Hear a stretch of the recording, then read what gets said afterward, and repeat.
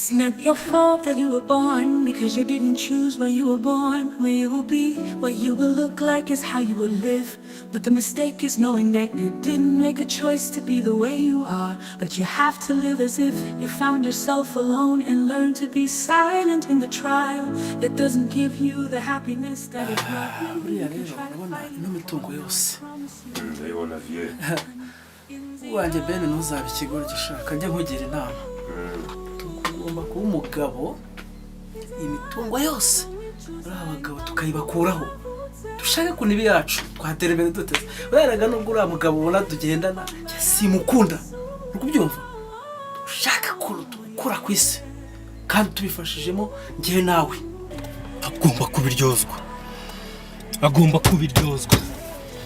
kandi amaraso ye agomba guhurirwa ndi maraso. Bro, biragoye nukuri. Biragoye ariko sat alone and thought that God was going to create me. He was angry. No, why? Melissa! Mary! Why? Melissa! Melissa!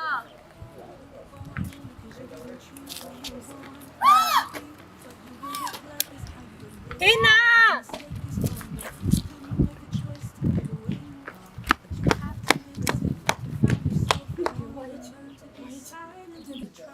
byagenze gute?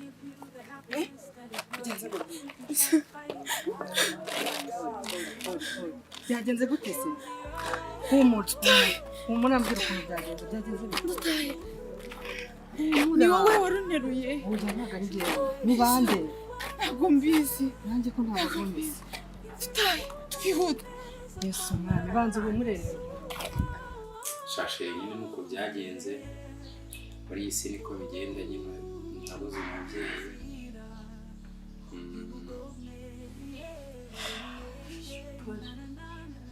Biba kandi urabizi ko kuba ntarabonetse kiriya gihe kubera impamvu z'akazi ariko sibyo byibura nubwo nabuze umubyeyi ariko ndashima Imana wowe kuboko ufite kandi muri ibi bihe ndimo ndanyuramo bikomeye kandi ukaba waje kumviriza. Wakoze kuba gusa ikintu kimbabaje nahoraga ngusaba kunyereka data bukwe warananiye ariko mbabajwe n'ukuntu data bukwe ubuzima bw'isi tubaye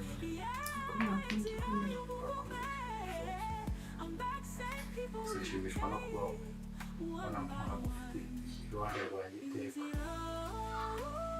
Ikimbabaje ni uko atagiye kuzabona akuzukuru kacu. nta kundi nyine bibaho gusa pole nari nje hano rero nzanywe no kuguhumuriza ariko kubera mfite gahunda kuri ofisi ubu ngiye kugenda kandi ukuntu akanya se shabaretse kugenda rero mfite gahunda zihutirwa kuri ofisi biratuma ushobora gukomeza gutekereza nzajya nkomeza kukuba hafi nzajya nkuvugisha kenshi gashoboka nimba hafi basi uretse kugenda uri kumwe nanjye ariko nawe ntabwo ushaka ko dutandukana nyine kubera akazi nyine biba bigomba kubaho gusa akazi niko ka mbere nako ni inshingano uba ufite ntabwo nakuzitira rero nta kibazo ariko nizere ko uzagaruka kunsura. Sure. Promise. Thank you. See you. ndaguherekeza sinzi Melissa nawe ni ahantu hari Melissa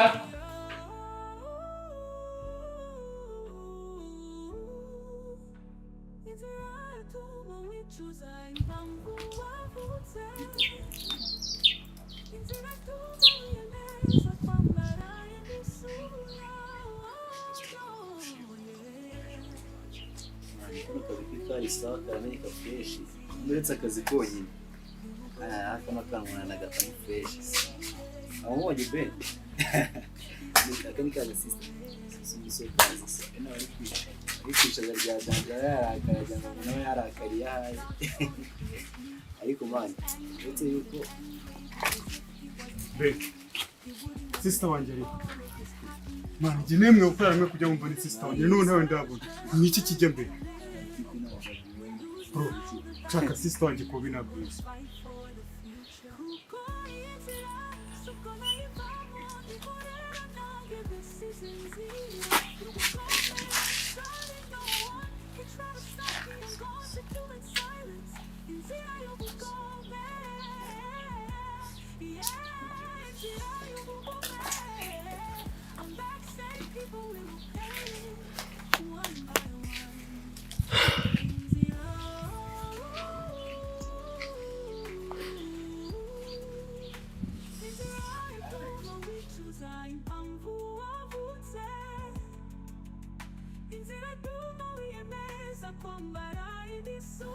Sasa rero utaje ugenda ujye mu rugo wumva utuje wumva utekanye nta kibazo na kimwe uza kugira. Ikindi amakuru aduhaye turaza kuyabyaza umusaruro, ibindi turaza kubikurikirana.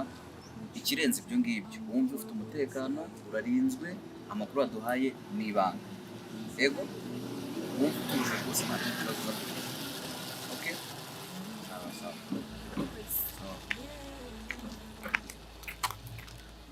Sasa rero mwebwe